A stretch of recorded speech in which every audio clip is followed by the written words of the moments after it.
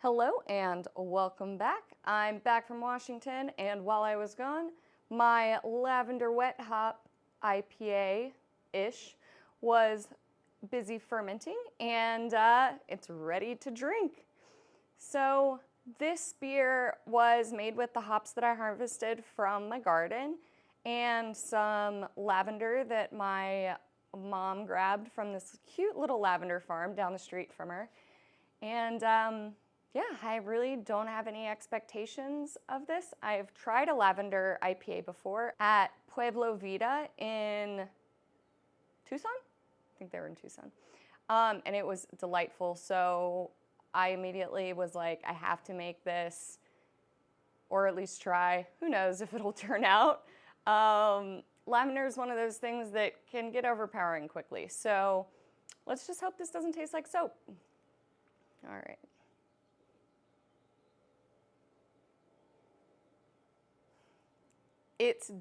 The aroma is 100% a mix of hops and lavender.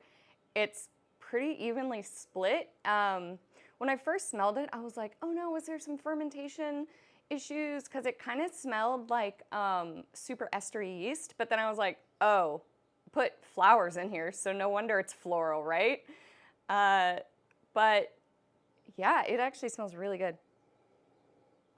It's like slightly Cascade hops, but that could, I don't know. I honestly have no idea what hops are in there.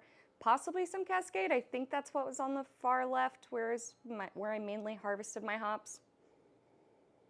I've got kind of a mix and they kind of all grow together, so what can you do, right? It's just the Sarah blend. It smells really bright. Bright, floral, hoppy. Smells delicious, honestly. All right. Well, there's a beautiful cream head on it. It's a little hazy. I'm kind of surprised too because when I was transferring it, it looked so clear. But, you know, I didn't do any fining or whatnot, so it's pretty much just cleared up on its own. And as it goes with almost every beer I make, it's like some yeast does make it into the keg, so this just didn't drop out, I guess. I also used some wheat in there, I believe, so that can also give it a little haze.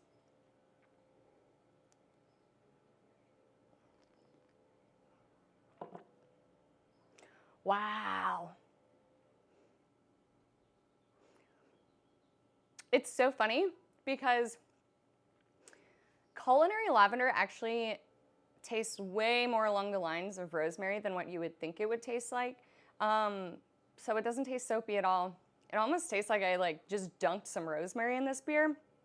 It's really good though. It's not like a saison at all, which is what I kind of typically associate my herbal beers with because that's just what I do.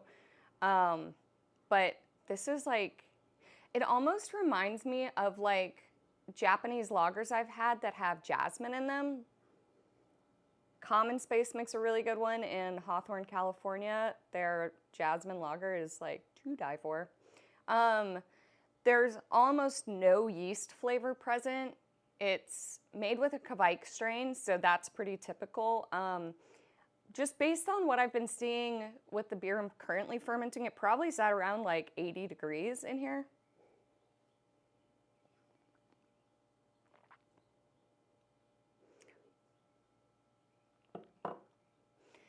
It's so interesting.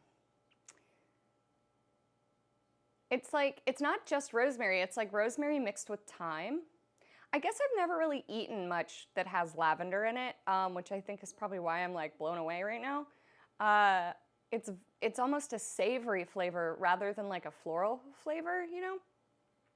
But I can imagine this is like what it tastes like when you make chicken with like herbes de Provence, because that actually has lavender in it as well as thyme, I believe, and oregano. I don't know. I have no idea. I'm not a big French cook, so I will someday learn what is actually in herbes de Provence. I just know there's lavender in it.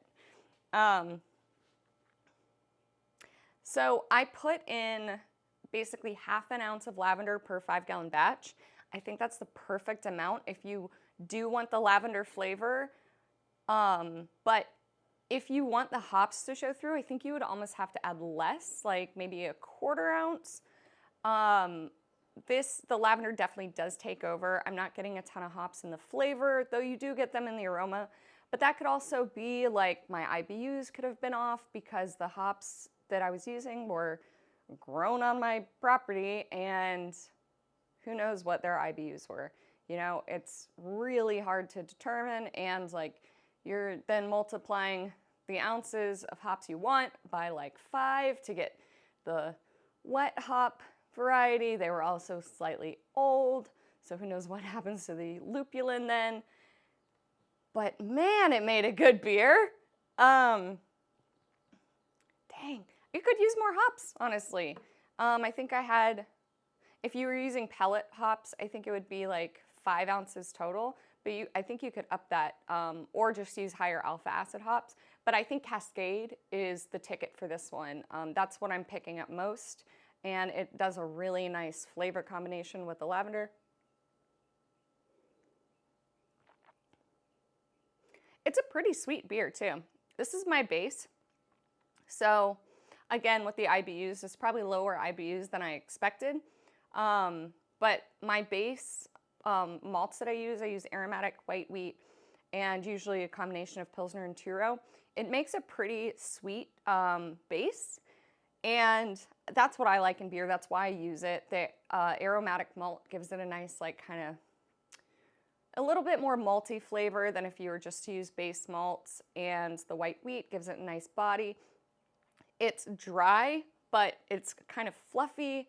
It's just really good. And I'm glad I made 10 gallons of it, because I was like, I don't know.